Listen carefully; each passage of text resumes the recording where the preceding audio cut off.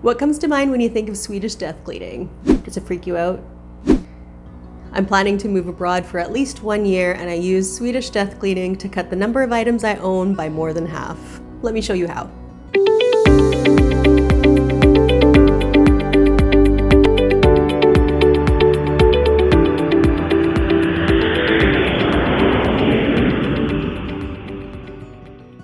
My name is Geraldine Sangalang. I'm the co-founder of Chatty Bear magazine, and we love discussing food and travel. In this series, we're telling the story of how I'm relocating from Greater Vancouver in Canada, Amit Bahaskar is relocating from New Delhi in India, and together we'll finally be reunited in Dubai in the UAE. Goodness, we've got 14 weeks to go, and this week I gave Swedish death cleaning a try.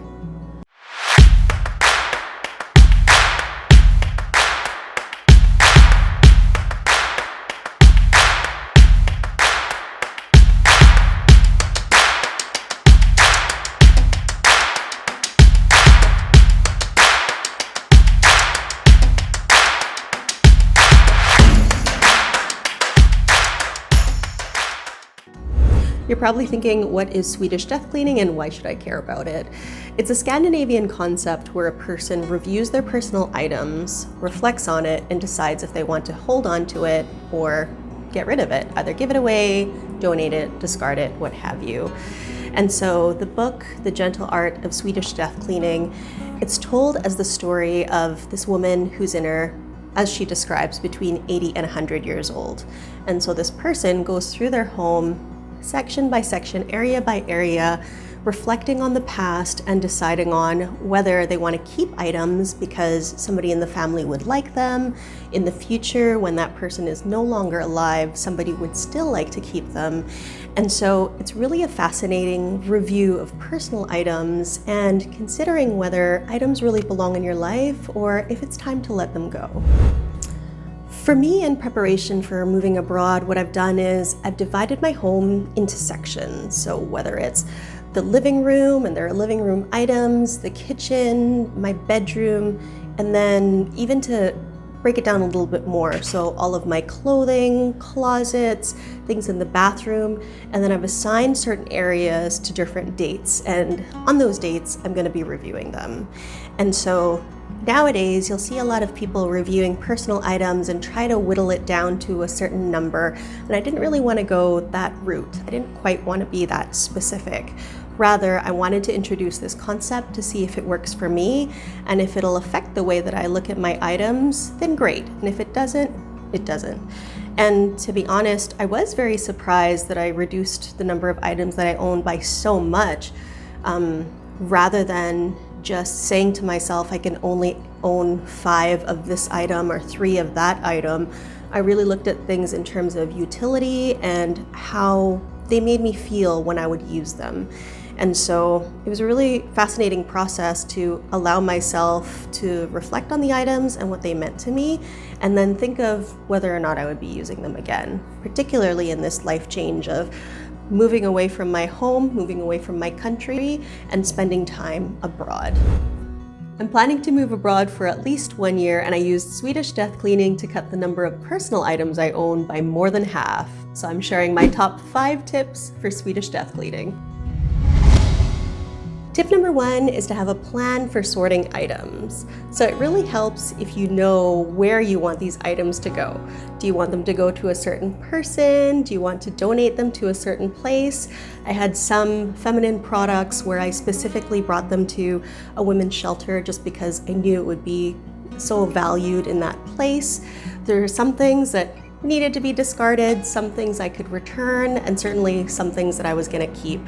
For me, it helped a lot to use recyclable grocery bags. I just happen to have a ton. You might want to go and get yourself some boxes, but to me, it's just a lot more work to source out boxes and bring them home. So use what you have, but have a plan to sort the items in your home. Tip number 2 is having a plan for moving the items out of your home. You've already decided that these items no longer belong in your life and you respect them, you love them, but it's time to go.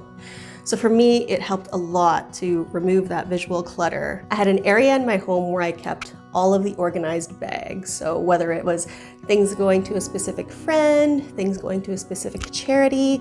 And so at the end of the day, before I went to bed, I would bring all of the items down to my vehicle, where basically it was a bit of a donation vehicle at that point, to be honest, but who's to know? So all of my items downstairs, and then at the end of the week, when I would go out to visit family, then I would go and drop off the items where they belong to their new home. And it felt really good. It was nice to no longer have that clutter, even if they're organized clutter. It's nice to let it go. It's okay, let it go. Tip number 3 is genuinely allowing yourself to remember anything you wanted to remember when holding these items. And I'm not saying that every item has some mystical value, not at all.